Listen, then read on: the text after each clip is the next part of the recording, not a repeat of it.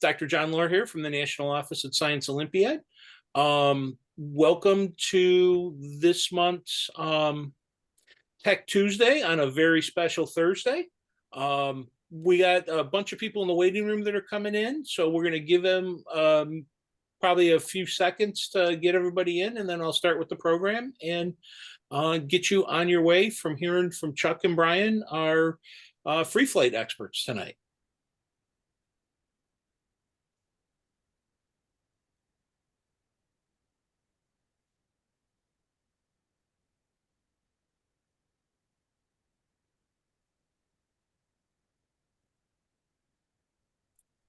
All right. It looks like we've kind of stabilized. Everybody's in. Welcome again. Dr. John Lohr with the Science Olympiad's National Office. So glad you guys could join us for this very special Tech Tuesday on a Thursday. Reason why we're doing it and kind of shifting things around is I really think I got two fantastic presenters, and they're going to help us, really help you guys tackle an event that for many may be new and challenging. But I'm hoping when they get done and they talk about all the resources and show you some stuff, it's going to be way more accessible for you.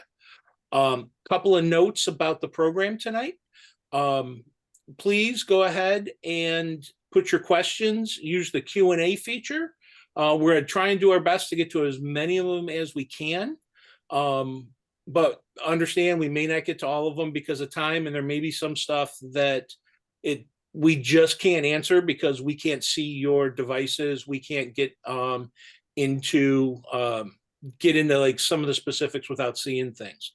That said, we are going to try and respond to as many questions as we can after the fact. So anything we miss, we're going to take a look, and if we can get answers out there or produce information for you, we definitely will.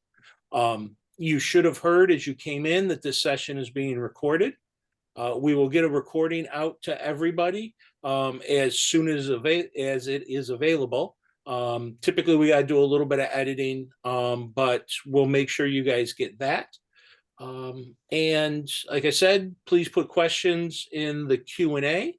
And on that note, it is my opportunity. Well, whoops, we got one. How long is this?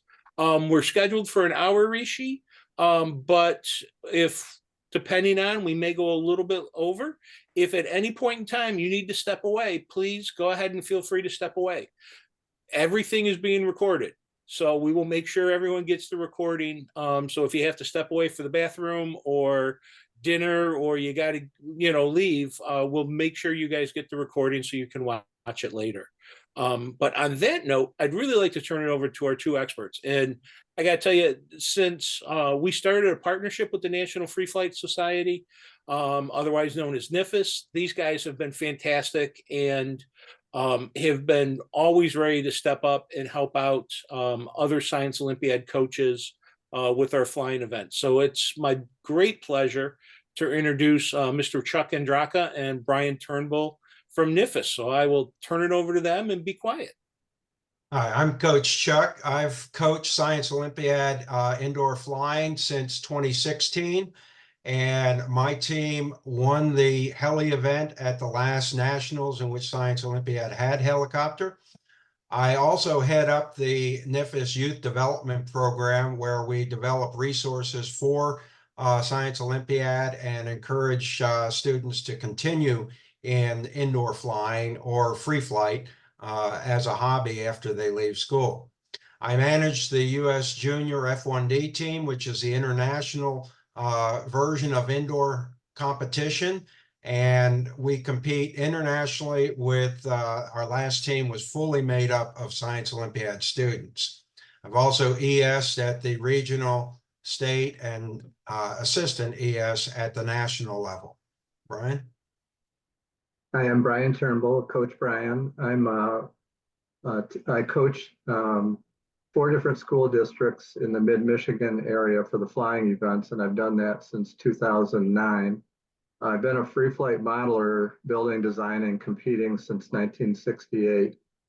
And I coach 16 to 20 students each year. And there we get thousands of practice flights in. They're pretty successful. They've been state champions in Michigan 7 out of the last 10 years. And actually, they've gone 1, 2, 3 at Michigan States 3 times in the last few years. I was national event supervisor for the B division flight last year, and really enjoy Science Olympiad, the great challenges we've got here. So rolling right into helicopter, I'm going to show you a typical helicopter. This is a typical coaxial helicopter. And coaxial meaning it's got a rotor on the top and a rotor on the bottom that spin in opposite directions. And you can see the rotors are covered with the typical film covering. And the fuselage is basically just a stick. This may be hard to see, but you can also see that there are truss threads. These are really thin Kevlar truss threads to stiffen the fuselage against the tension of the rubber band. So it's very different to optimize a helicopter from an airplane. Very different. So you want to really pay attention here. And if you have follow-up questions, go to the scioli.org forum to ask questions. Because this seminar is intended to be a broad introduction and not necessarily a detailed how-to. National Free Flight Society is the Science Olympiad national sponsors, Dr. John was saying, for the flying events. And National Free Flight Society does have a number of video and text resources new this year for helicopter on their website. These are also linked directly from the Science Olympiad official helicopter webpage. So I'm going to hand it over to Chuck for basics of heli flight. So unlike the airplanes, which tended to fly in a circle and slowly climb to the ceiling and then return back to the ground, the helicopters launch very quickly, straight up, and they'll hit the ceiling. So the climb is driven by the high torque. We generally do not back off the peak torque unless our motor stick can't handle it. And then the helicopter sticks to the ceiling for most of its flight. Sticking meaning it's just bouncing along the ceiling. It's got more thrust than weight, so it's trying to go up, and the only thing stopping it is the ceiling. And then toward the end of the flight, as the torque has gone down on the rubber, the helicopter will come down. It does not generally hover during the flight. It's either going up or going down, and the only thing stopping it going up is the ceiling. And one note, when we launch it, we either release both rotors simultaneously, or sometimes we find it helpful to release the rotors first and then the motor stick, or release the top rotor before the bottom, so that it can get up to speed, and that helps the stability during the climb. One thing I do want to mention before we get too far here, we will be doing the answering of the questions at the end. So if you have questions, go ahead and put them in the Q&A, but unless we see something that we missed in our talk, we'll answer the questions at the end. Brian? Okay, I was answering a question here in the chat about whether rotors glued to the stick or both on free spinning axles would be more desirable. So you can look at that. Types of helicopters. The one I showed you already is an X rotor. You can see there's basically the leading and trailing edge spars form an X shape. And you can see that the two spars are separated by a gap, in this case about 7/8 of an inch. And the one advantage to this type of rotor arrangement is that it's quite light for its strength. And also the other advantage is it provides a lateral area. This covered area is a lateral area that gives you stability, makes the helicopter climb in a straight line. Disadvantage would be if it's a traditional X rotor. I'll show you one of those. So this is a classic X rotor. You can see it's completely one spar and the other form an X. And this type of rotor, you can't adjust the pitch of the helicopter blade, the pitch is this angle of the rib relative to this direction. You can't adjust that once it's been built. The other X-rotor that I had up just a second ago has a two-piece trailing edge. You can see the trailing edge right here has one piece here and one piece here, and these are carbon rods. So in theory, you could break this joint a little bit, and then you could change the pitch angle. You could change the tip pitch angle. So that's the coaxial helicopter. The other type of helicopter that we've built for Science Olympiad in the past is called a Chinook. So with the Chinook, both rotors are on one side.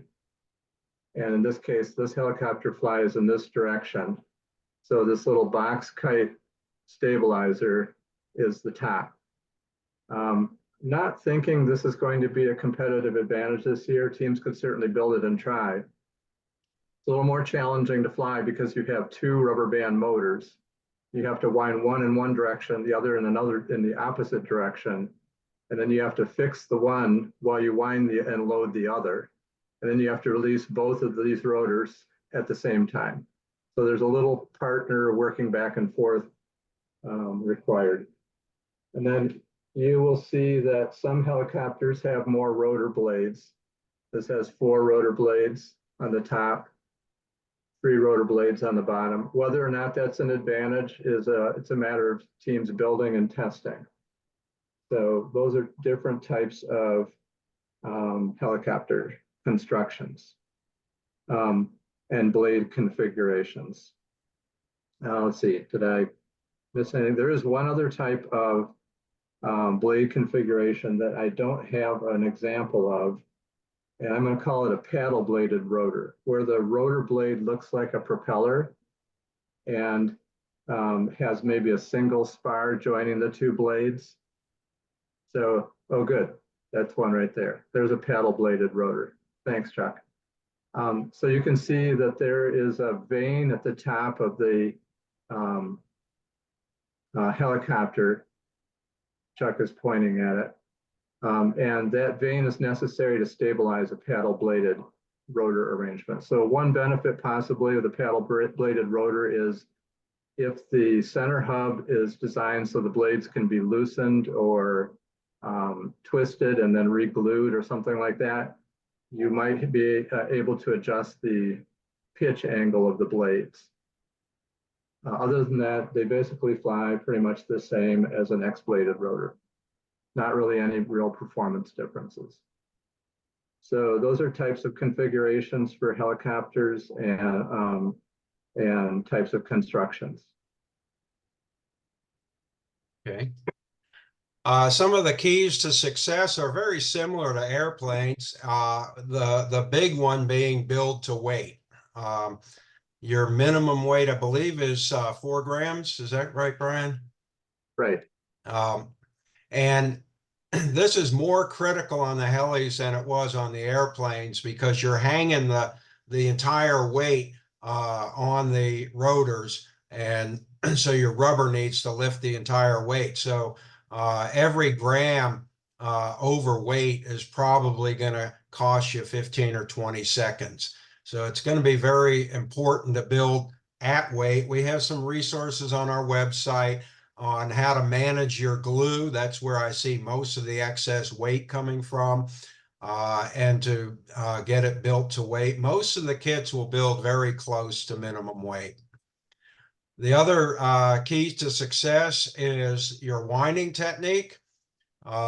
There's plenty of resources on our website on stretch winding. This is where you connect the rubber to a stooge or a torque meter and stretch it out anywhere from 5 to 8 times its natural length of the loop, and wind about half of the turns at full stretch before you start walking in.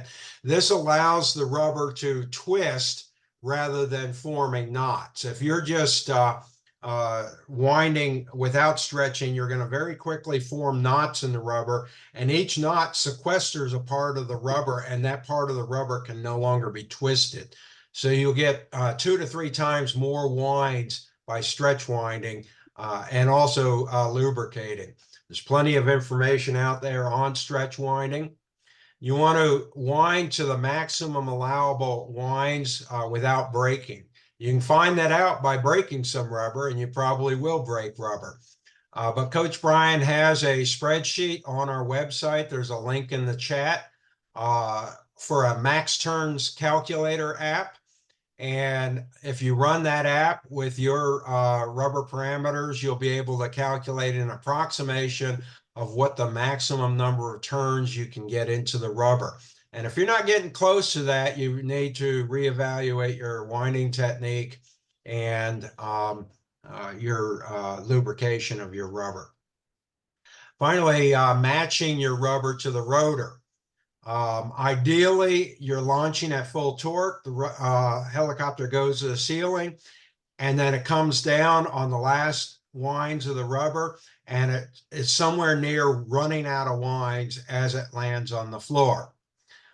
If you have too much power in your rubber, it's going to stay at the ceiling until the rubber's completely gone, and then it'll just fall to the floor. So you lose that gentle letdown, and that costs you some time.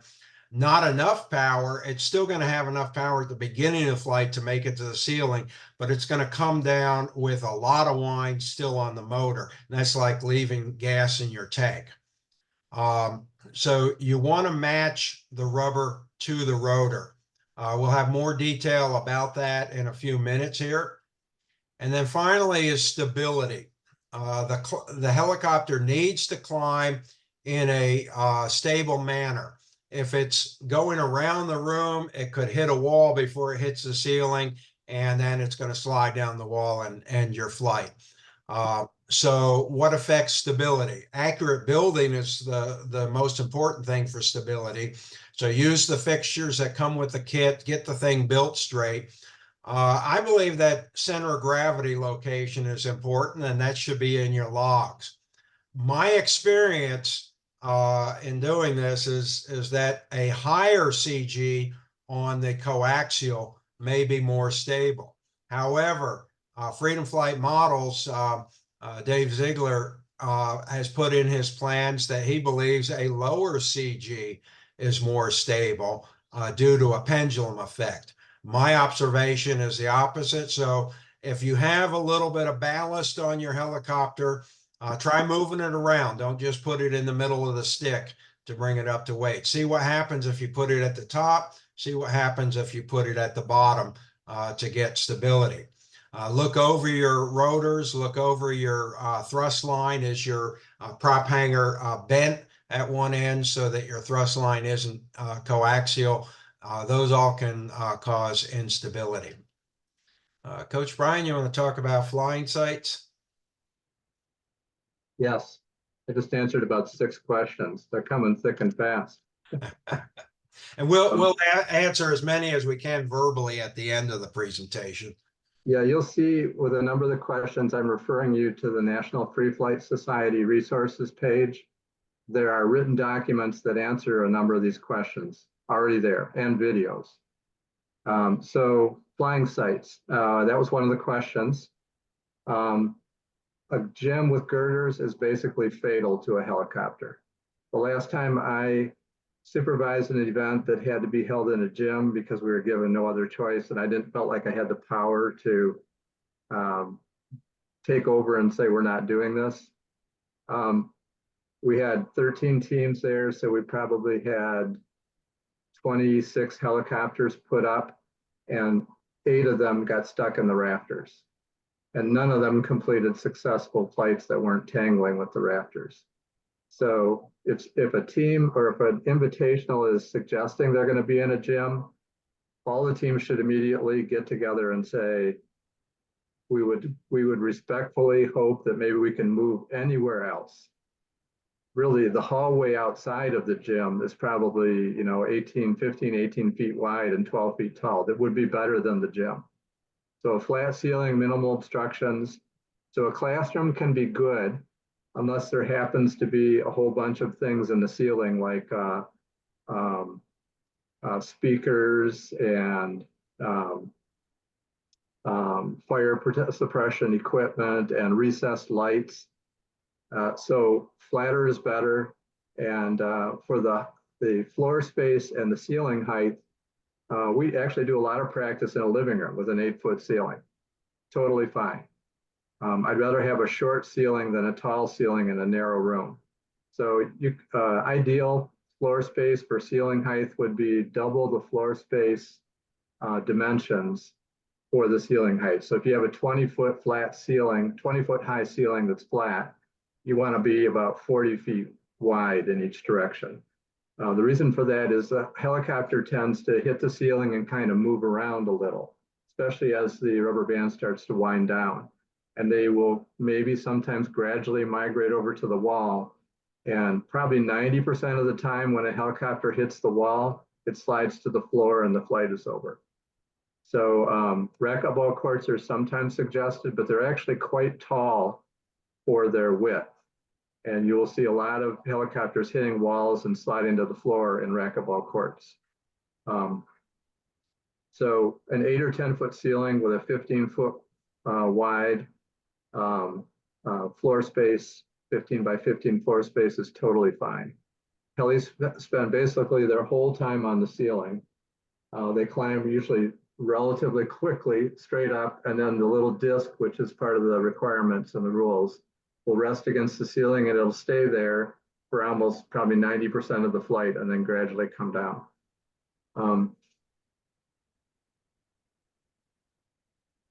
If you're going to compete in a slightly higher room, it's not a bad idea to get at least some practice in a higher room. If you do all of your practice in an 8-foot ceiling where you can literally set the helicopter on the ceiling, you might not be able to determine that the helicopter is unstable and that it wants to do a whole bunch of side to side as it's climbing. So be sure to test in a higher room to simulate the competition. Okay, so that's flying sights. All right. I'm gonna share my screen here. All right, sources of kits and materials. Most of the kit suppliers information is available on the NFFS website under additional resources under the student resources section. The kit suppliers, Freedom Flight Models, J&H, and Guru are now shipping their kits. I don't think Ward is shipping theirs yet, and I know Laser Cut Planes is not yet shipping, and Retro RC has not offered one yet. I don't know if they will be.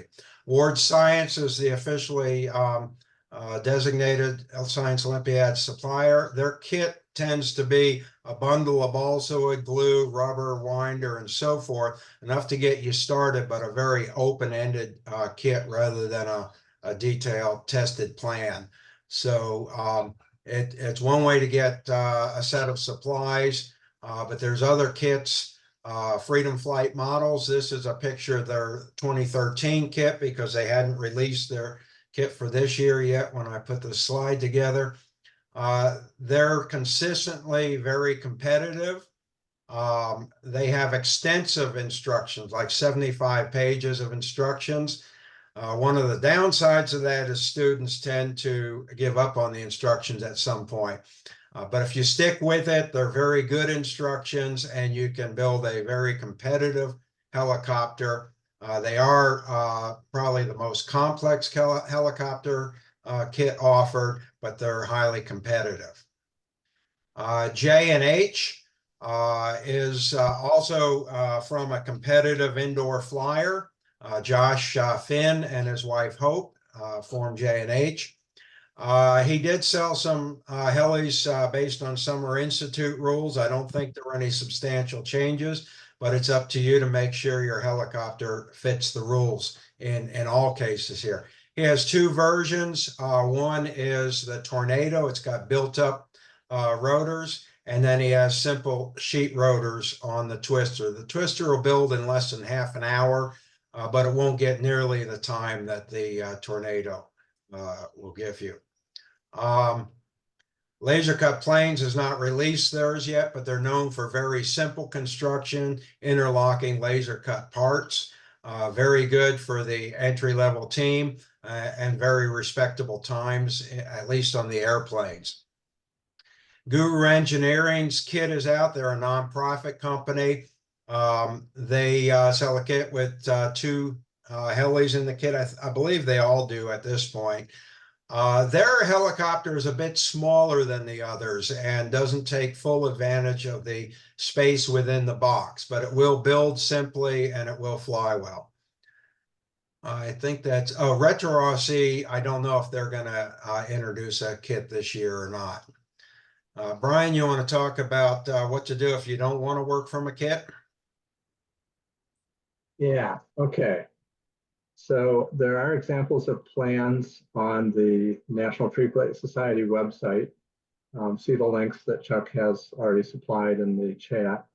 One of those links is a video that shows a complete construction of a really basic helicopter, all wood helicopter, no carbon, using really basic covering material, grocery bag, veggie bag covering material.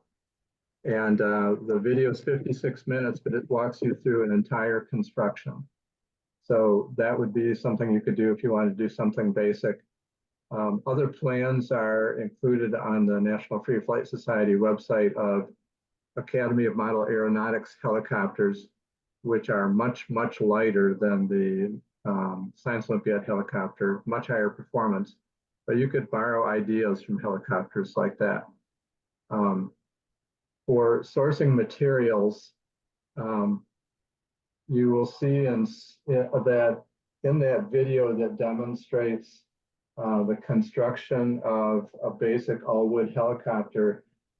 I've added notes for the 2024-2025 season of ways you can simplify the helicopter, and also more specific notes about what wood density is recommended for each part. So I've got a piece of wood here, and you can see that there's a little stick strip here.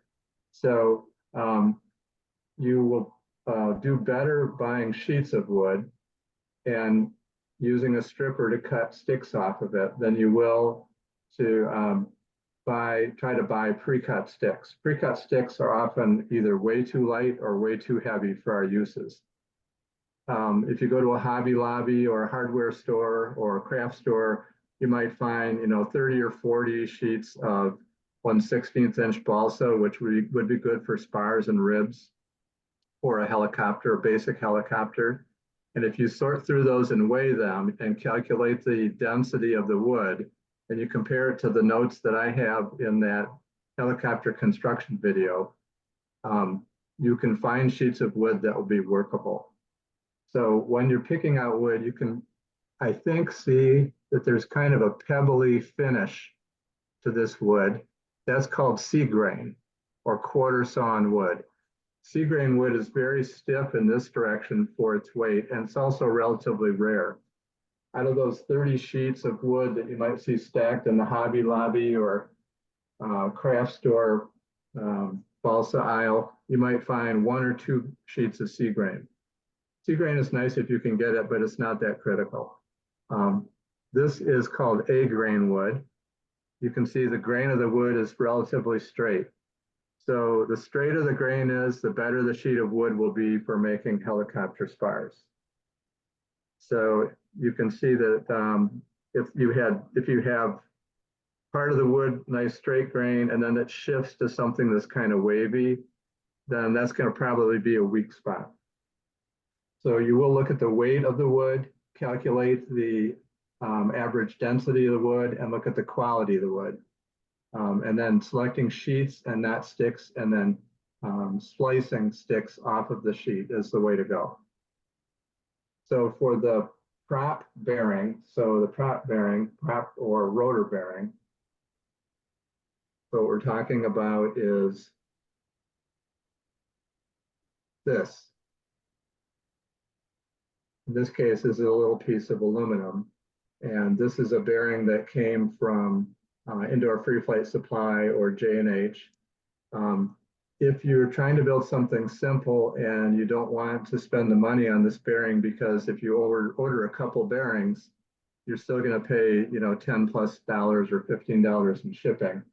You can get just a basic piece of 1/16 inch aluminum tube that has a 1/32 inside diameter or plastic tube from a craft store or an Ace Hardware store or whatever your local hardware store is. And often if they don't have these in stock, they may have an online function where they'll ship them to your local store, and then you're not paying shipping charges. The wire also is the same story. You can get 0.25 inch or 1/32 inch wire through a K&S brand wire. You get the cheaper wire. K&S brand wire is good at Hobby Lobby, Ace Hardware, and other hardware stores for the propeller or the rotor shaft. So you need a washer also between the thrust bearing. So I'm going to call this the thrust bearing. So this is because the rotor is thrusting against it. So you need something right here that'll be a bearing. So this will be hard to see, but you can kind of picture this. In this case, this is a little tiny glass bead. On Amazon, they're called seed beads. And you just want to be sure that the hole in the middle of the bead is the size you need for the shaft. And this bead is maybe 1 to 2 millimeters total outside diameter. And they may also be available at craft stores where you can take your wire that you're using for your propeller shaft and actually try it in the hole. So a glass bead works pretty well. Yeah, that goes over sourcing materials pretty well. Yeah, the covering is something a lot of people ask about sourcing if they're building their own. And you can get away with using veggie bags from your grocery store. Don't use the checkout bags. Use the ultra thin bags you get the vegetables in. Just go and take a few from the grocery store. And that's almost as light as the ultra film. It's a little heavier, but the total surface area of these rotors is not very large. So you're probably going to be a few milligrams heavier by using veggie bags. If you want to use the ultra film that's supplied in most of the kits, several of the indoor suppliers that you can find on our site carry ultra film. They also carry super ultra film, which is lighter yet and more expensive, or OS film, and that's going to be your lightest film. But again, you're only going to make a few milligrams difference because you have such a small area of film on these helicopters. And the thinner you go on the Mylar film, the more fragile the film is, and handling it during assembly, you're going to tear a lot of film. So I'd recommend, if you're building your own helicopter without a kit, that you go with the veggie bags. We're going to talk a little about how to strip the balsa if you're buying sheets of balsa and what some of your options are. So one really basic type of stripper is the master air screw stripper. So I'm calling it master air screw because that's the company that markets the most popular one. It's basically this. It holds a little number 11 X-Acto style blade, and then it has an adjustable little wheel that adjusts it that will change the gap between the blade and this guide surface.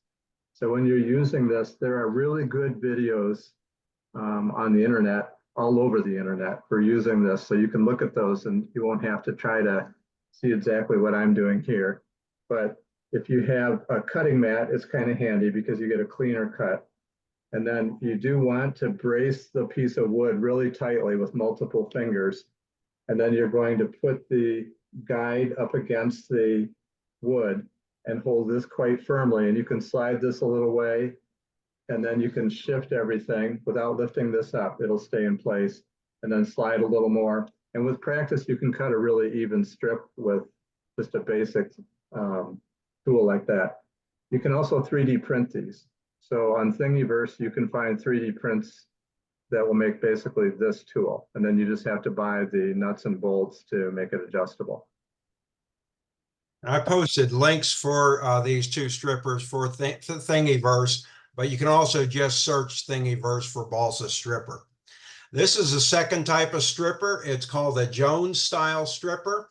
And it's basically got a blade, and it runs it through a channel next to this diagonal piece of wood. And we've got gradation marks on the diagonal piece of wood. You can loosen the screw and slide the diagonal, and that makes your gap wider and smaller. So instead of turning a screw, you slide this piece of wood here.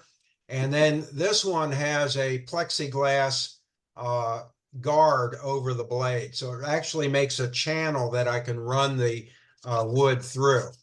And I just take the wood and I slip it on through, and I do it up in the air. I don't have to do it on a surface with this one. And there's your strip spar. And then you can use calipers. I like to use, whoops, it's disappearing, isn't it? Let me turn off my background.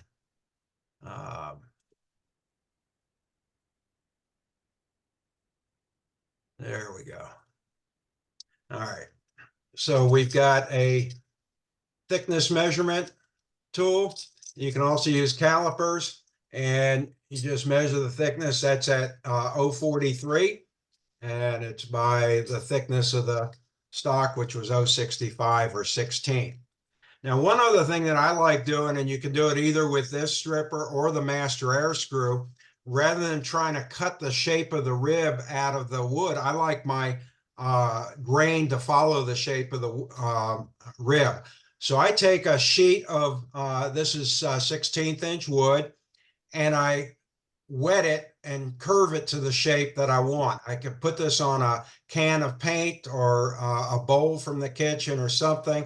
I 3D print to get the curvature that I want. I wet the wood, strap it to this to the form, and let it dry. And then now I've got a curved, very wide rib, and I can take that and just pass it through this stripper. And now I've got a rib of the width that I selected. So that's another thing you can do with the stripper, is cut your ribs out. Let's see. Optimization is the next thing. So as noted earlier, we want to use up all of our energy that we stored in the rubber during the flight. As you unwind rubber, the torque is going to constantly decrease throughout the flight. So the helicopter is either going up or coming down. You never really hover. Any excess torque is wasted pushing against the ceiling. But if you don't have excess torque, you have not enough torque, because the torque is reducing and the helicopter is coming down. So the helicopter will go up, hit against the ceiling, and stay there until the rubber is almost run out. We have two parameters that we want to optimize for a given helicopter design: the rubber width or the linear density. So the width is how wide it's stripped, and I'll get into linear density in a minute. And the rubber mass, that's going to be your loop length. Different rotors, different helicopters will have different optimums. So don't ask what's the best width of rubber to use. Changing the pitch of your rotor means a new optimum. Your rubber thickness, not the width that you cut, but the thickness, the manufactured thickness of the rubber, will vary within a batch 5 to 6%. And I've seen it vary 10% batch to batch. Therefore, if you're just specifying a width of the rubber and then you get a new batch of rubber, it might not be the same performance. So we prefer to measure the width of the rubber in terms of linear density. And unfortunately, the common units used in the US are grams per inch. So grams per centimeter might make more sense, but most people talk in grams per inch. And this is not really a density, which would be grams per cubic inch, but grams per inch accounts for both the width and the thickness, or the cross-sectional area of the rubber. And that's really going to characterize how the rubber performs throughout the flights. Now, not all teams have a rubber stripper, so you can purchase rubber in different widths from several of the suppliers, such as Freedom Flight, J&H, and Indoor Free Flight Supply, but they're only going to strip to width. They're not going to strip to density. But there is an approach you can use for when you only have a given width of rubber, you don't have the ability to strip it. And that's going to be a single parameter approach. You're going to take and tie a nominal length of rubber. The kit may designate a starting point, or if they don't, make the loop 1 to 2 inches longer than the hook to hook distance on your helicopter, and then test it for multiple flights. Keep track of how many times the loop is wound, because that's going to be important on helicopters. Now, once you have good data on that piece of rubber, adjust the loop length based on your observations. If the rubber runs out of turns at the ceiling, it's too strong, you can add more mass. That's going to make your gas tank bigger. You can put more turns on it. So add more length to the loop. If there's a lot of turns left, somewhere between 20 and 30% of your initial turns on an 8-foot ceiling, 15 to 20% on a higher ceiling. If there's significant number of turns left, then try reducing the mass or shortening the loop of your rubber and see if that helps. The stopwatch is your ultimate determination of whether you made it better or worse. So if you don't have a rubber stripper, and most teams won't, you can use stock rubber and just vary the loop length to find an optimum. Brian, do you want to talk about how you do it with a stripper? Sure. So there's 2 different approaches you could take using a rubber stripper. You can decide that you want to work with a particular weight motor.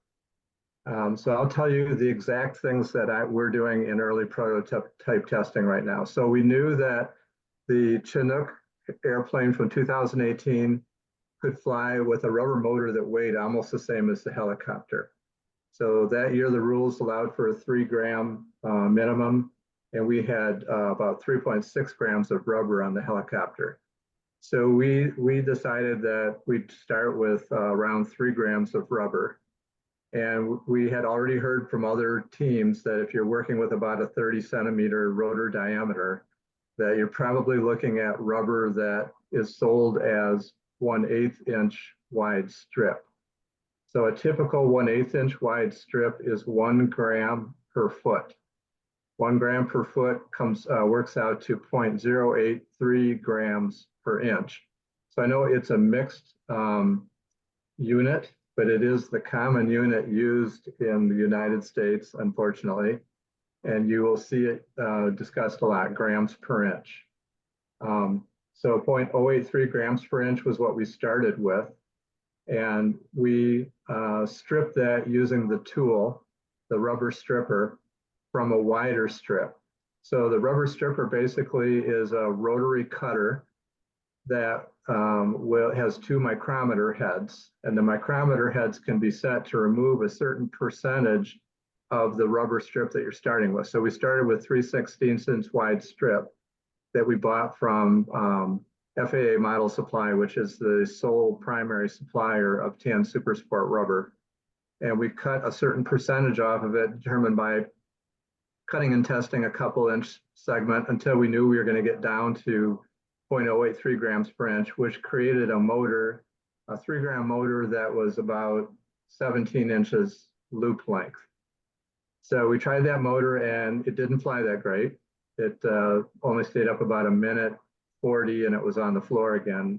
This is in a living room, 7-foot high living room, basement living room.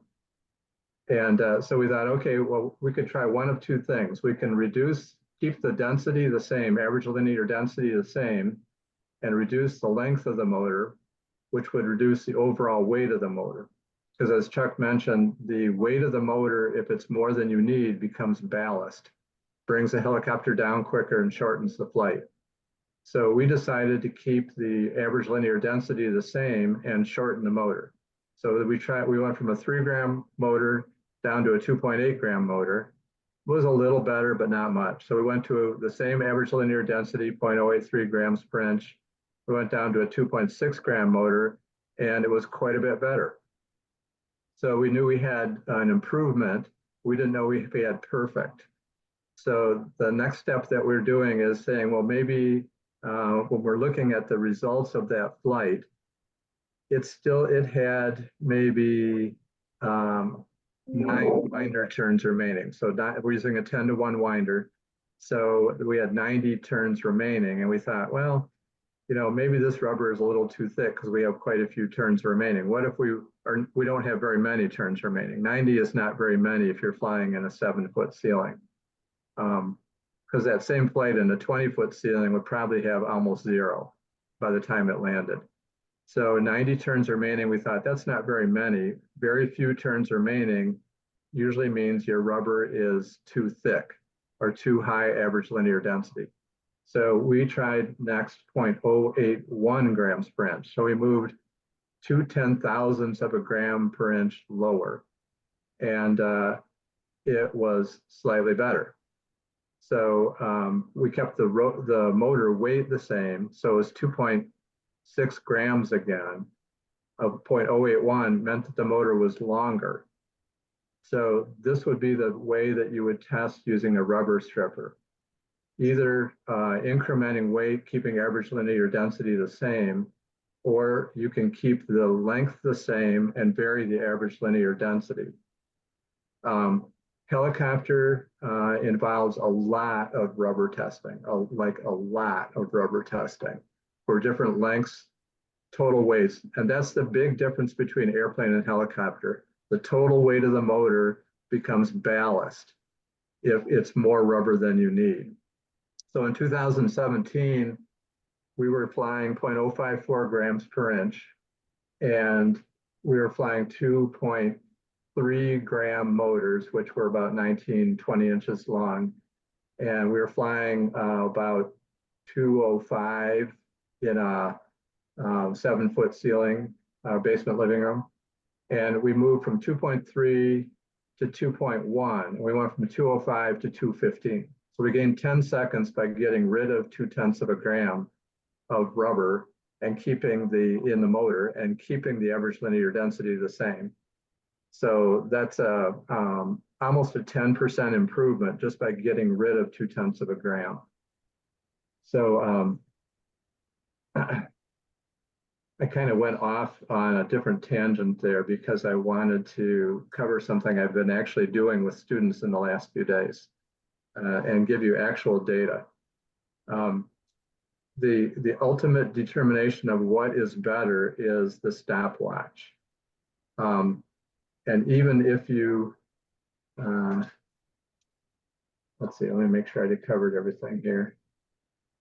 Yeah, Brian, we're probably need to get into Q&A real soon here. So oh yeah, right. Yeah. We need to do these last just do a real brief on section 9 there on the logs. Oh yeah, let me share a log. And I'll do a brief version of section 10. Okay. Here's a quickie on the log. This is the actual log we've been taking for the last few days, testing a prototype. And you can see what's being recorded here. The date of manufacture of the rubber, the length of the rubber, the weight of the rubber motor, and the average linear density of the motor. And then we have maximum turns. These are winder turns. So in this case, it was a 15-to-1 winder, but you probably will be using a 10-to-1 winder because that works better for this high torque rubber. Back off turns, turns at launch, max torque, launch torque, flight time, turns remaining, and ceiling height. So there's a winding demonstration video on the National Free Flight Society website that talks about how to use these data elements.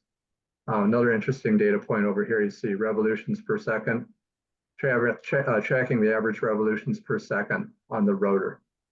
All right, so that's the log. The log is critical, critical, critical, critical. Okay. And I just wanted to reiterate a few tips.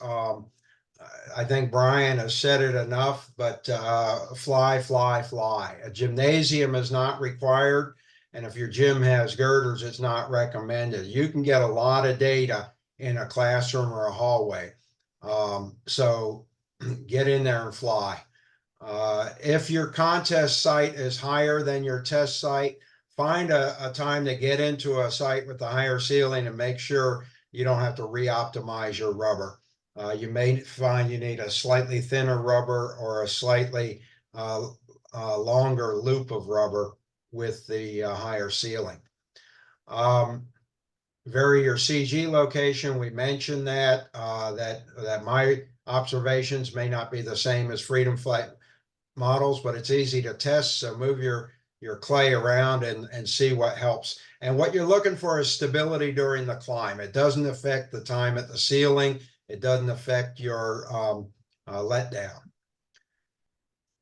Just a heads up on some of the torque meters, the twisting wire type of torque meter. A lot of these only go to 1 ounce inch, and you're going to see rubber going up to 2 ounce inches this year. Don't go twice around on these meters. You need heftier wire in your meter. More than one turn, you're probably going to damage the wire. A digital torque meter. This one is on Thingiverse. It's one that I designed. It will not have problem with the higher torque. Some of the precision winders, such as the Gallega, we've had reports of those breaking gears. The yellow winder in the 10-to-1 is a good one to use. This one here, I've added a counter to it, and this is a 10-to-1. This is what we used for helicopter last time. Yeah, so flying is everything. Without data, you can't optimize. So fly. Oh, and don't push the box limits. An oversized box will tear your efforts. So verify your box. That's one of the biggest problems we see as ESs. Brian, you want to wrap us up and then we'll take a look at the questions. Sure. I thought I could show this torque meter too. There's a demo video showing the construction of this meter. It's made from a couple of paint stir sticks and a guitar string. And there's a half-hour video showing this being built from beginning to end. This is a torque meter that'll go up to 2 inch ounces. It's actually what we're using now. The highest torque we've been winding to is like 2.3 or 2.4. It's probably not healthy to twist one that hard. So I'm going to come up with there's of course an equation that tells you what length wire will twist with what amount of torque for what number of degrees in rotation. And a slightly shorter wire of the same meter will do 3 inch ounces comfortably. So anyhow, this takes half an hour to build. And then for winders, the 15-to-1 winder that a lot of us have used in airplanes over the years, this K&P plastic one, has a blue button, this blue button. The 10-to-1 winder has a white button. Much easier to wind this high torque rubber with a 10-to-1 winder than the 15-to-1. This winder that a lot of other people have, I've used this. It's not bad. It doesn't get ratchety, but it's a little hard to control the torque buildup because the winder is winding the rubber so quickly. It's a 20-to-1 ratio. So the 10-to-1 is the best so far. Yeah, those are the only other things I was thinking to add. Okay. Yeah. So, John, on these questions, Brian's answered some of them by typing an answer. Does that go out to everybody, or does that just go back to the original questioner? No, typing answers go out to everybody. Okay. And does it repeat the question out to everybody? I believe it does, yes. Okay. All right. One of the things I'm seeing in the questions is avoiding catastrophic failures from Aish, and other people are saying breakage and repair look to be a big problem. What spare parts should you bring the competition? From Carolyn, and several other questions related to that. Quite frankly, you want to, this is going to be part of your optimization. You don't want to be risking the helicopter in the contest. You've only got 10 minutes to wind twice and start both of your flights, and repair time just isn't going to happen. So the first thing I'd say with spare parts is build 2 helis and have them both with you. Generally speaking, in the past, and you would have to put in an FAQ for this year, but they have, I put in an FAQ a few years ago on propellers, and they said the propeller was part of the plane And if it broke, it couldn't be changed out because that was what it was weighed with and approved, measured, whatever, when we came in. So I don't think you'd get away with replacement rotors if a rotor broke during your flight. Unfortunately, you could ask the ES if you could have a spare rotor. I know I believe the Guru kit comes with a couple of spare rotors as well as the 2 helicopters in the kit. The main thing that's going to break is going to be the motor stick. And that's a matter of putting too much torque on the motor for the strength of your motor stick. Coach Brian showed a motor stick with the truss wires reinforcement, and that significantly strengthens the motor stick without adding a lot of weight. The Freedom Flight model motor stick comes with that. I don't know about the other kits.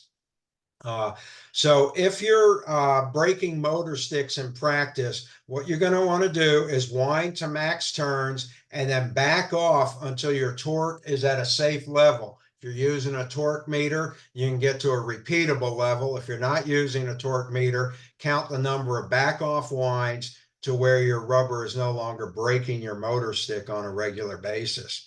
That's the best thing I can tell you. I would say the motor stick's the more likely thing to break than the rotors. So having motor sticks available during your testing is important, but having 2 helicopters available during your competition is important. Ryan, is there one that you want to take here? Yeah, I also saw that question about how to avoid catastrophic failures. What we have found is that failures don't really happen in flying the helicopter, they happen in handling it. So I was just replying to this question saying, to get used to handling the helicopter, start with lower torque winding. So lower torque winding actually is going to be the highest torque you wound to with airplane last year. So low on 1/8 inch strip would be like 1.3 to 1.5 inch ounces. And then maybe back off a few winder turns so that you're launching at maybe 0.8 inch ounces, just to get used to handling the relatively high tension motor as you hook it onto the helicopter. And then as your skills get better and you feel like you can handle it comfortably, you won't get the long flights until you move your max torque winding for 1/8 inch strip or 0.083 gram per inch strip up above 2 inch ounces for max torque, and then launching really with as little back off as you think your helicopter and your handling can stand. When we were flying our best in 2018 and 2020, we generally would back off 1 turn, so we'd wind to 2 inch ounces and we'd back off, so we'd launch at maybe 1.6-ish. Because most of the students I coached didn't have strong enough fingers to hang on to the rubber band under that much torque with 0 back off. But I had a team in the Chinook year that knew they had to wind with 0 back off to try to win at States. They were sitting in second at that point. So they wound to 2 inch ounces and loaded the motor on the helicopter and let it go. And it went sideways towards the crowd. So it was big excitement, but it actually didn't work. It distorted the helicopter too much. So that's the way to avoid catastrophic failures. Learn to handle the torque by starting with lower torque first. We have several questions further on the rubber. One is there a relationship between the number of turns and ceiling height for the helicopter? Not really. The number of turns is going to depend on the thickness and length of your rubber. You're going to wind to maximum and let it go. And as long as the torque is higher than that needed to climb, the helicopter is going to stick to the ceiling. And if it's a higher ceiling, it's just going to climb longer until it sticks to the ceiling. But 90% of the flight is going to be accomplished while it sticks to the ceiling. Then someone asked, how do you count the, Carol asked, how do you count the winds remaining after the flight? And we do that just by taking one end of the rubber off the helicopter, put it on your winder, and wind backwards while you're counting on your winder. And that'll tell you how many winds are remaining. Other rubber-related questions here. I think Chuck, Brian. Chuck, let me cut in. There's a demonstration of counting turns remaining in the winding video that's on the NFFS website. Okay. So there's a demonstration of that. Staying with the theme of rubber, somebody, Yash asks, what lubricant should they use for rubber and how much? I use silicon shock oil for RC cars. Most people use Armor All original formula available from your auto parts store or Walmart. This is a silicon oil suspended in water. You just squirt a little bit of that or the silicon oil into a Ziploc baggie, drop your rubber into there, kind of squish it around, and then take it out. And I'll run my fingers along the length of it to get a little of the excess oil back off. Any other rubber related ones here?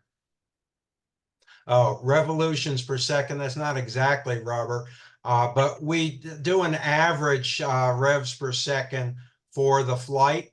And that will give you an idea of whether your rotor is well matched to your rubber. And it's a relative term. So if you've optimized your rubber, but then you're getting higher revolutions per minute or per second than you had on your optimum flight, then you know your rubber's probably too thick.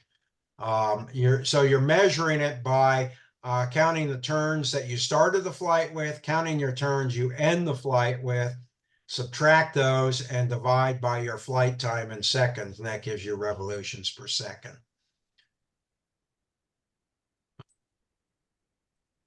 So I'm going to hold this up, although you'll want to go to the website to actually get this. So this is the phone calculator. It's an Excel spreadsheet. You only have to enter the length of the motor, the weight of the motor, and the weight of the O-rings. And there's a formula built into this calculator that tells you how many turns that rubber band will take. And then it has winder turns for a 20-to-1 winder, 15-to-1 winder, and a 10-to-1 winder. And then it also shows you what 80% of the braking turns or max turns would be, 85% and 90%.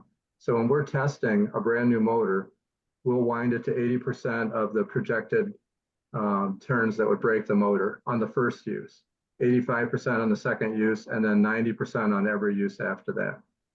So if you get this calculator, it's the 5th bullet on the flying page of the NFFS resources. We use it all the way through practice. With every single motor, we're poking at this calculator. Still on rubber, somebody's asking what technique they should use to wind the rubber. I think we covered that earlier. Stretch winding with lubrication. And like Brian said, there's a video on our website demonstrating how that's done. Air drafts. A lot less impactful on heli than it was on airplanes because the heli will rocket to the ceiling, generally straight up, and will stick to the ceiling, and you won't see a lot of movement around once you're at the ceiling. So the air currents don't matter that much on the helicopters. You don't want it blowing like crazy, but yeah, if you have the AC on, it's not going to affect it like it did with the airplanes. Another question about the lubricant from Kate. What does it do that affects the rubber? Well, if you use the wrong lubricant, it will ruin the rubber. We had one team show up last year who did all their testing with WD-40, where they sprayed it on and immediately flew, and that wasn't a problem.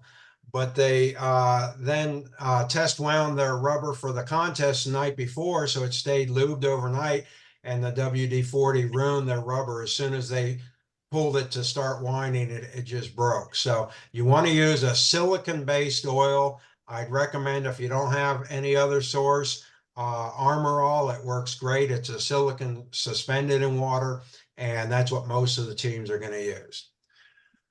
Typical question we see, what kit is recommended? It depends on what you're trying to accomplish.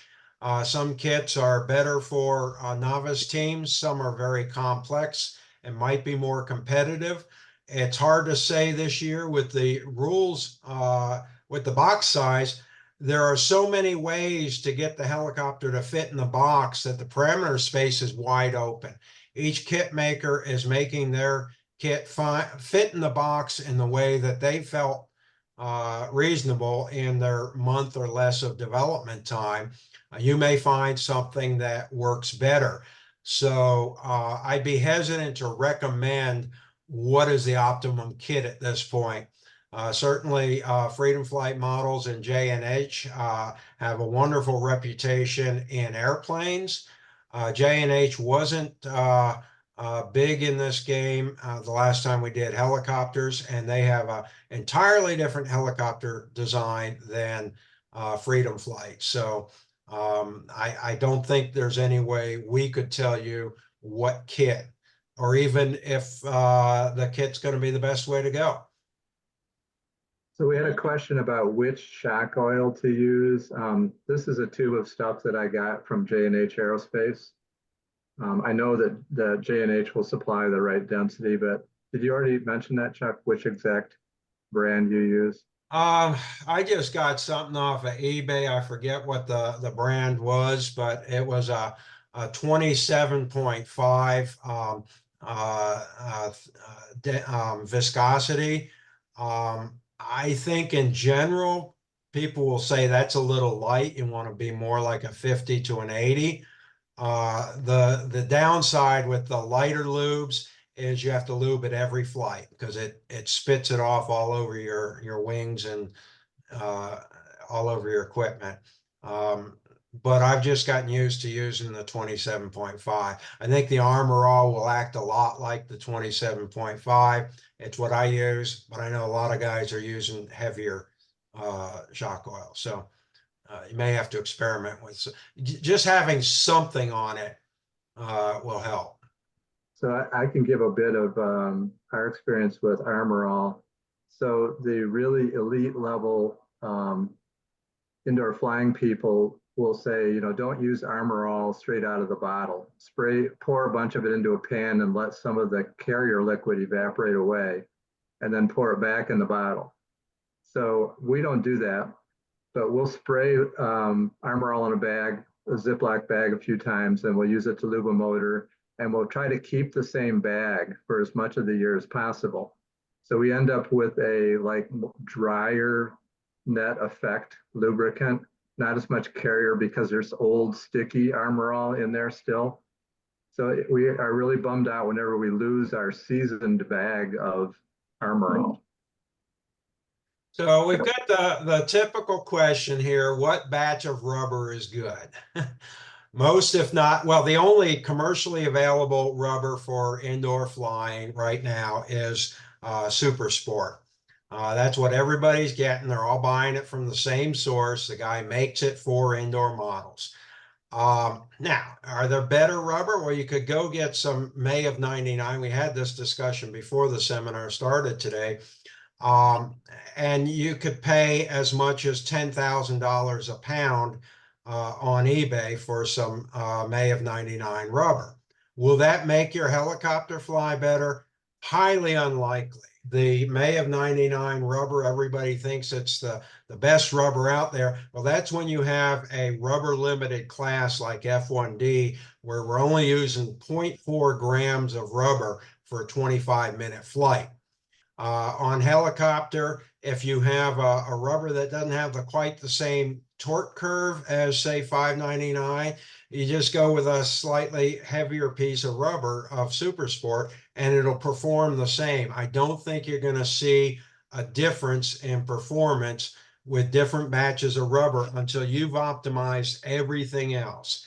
Then you might find one batch of Super Sport is 1 or 2% better, which might translate to 3 or 4 seconds on a 2-minute flight.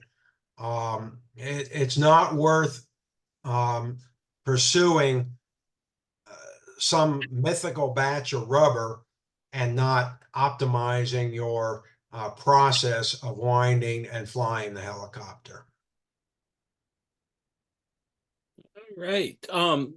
Everybody, please, if we could, thank you to Brian and Chuck. It's guys, as always, I mean, I love spending time listening to you because I learned some stuff and learned some tricks, and I never would have thought that the bag was that important, Brian. I would have been spraying stuff every single time. So thank you very much. Thank you for all the attendees. Appreciate you guys coming out. Hope you guys have wonderful seasons. We will get the video out to you as soon as we can. We're also going to try and make sure we get the links that Chuck had been dropping in the chat. We'll get you that. I know a couple of people asked for some specific pieces of information about Chuck's digital torque meter and where to get that and instructions. And Brian showed his wooden one that he was making. We'll see if we can get those links and instructions, but I'd encourage you, if you ever need anything, check out the event pages at Science Olympiad, soinc.org under events, and hope you guys have a great night and look forward to seeing you at an event this year. Thank you very much for attending, and gentlemen, thanks again for another wonderful presentation. Thank That was you. fun. That was fun.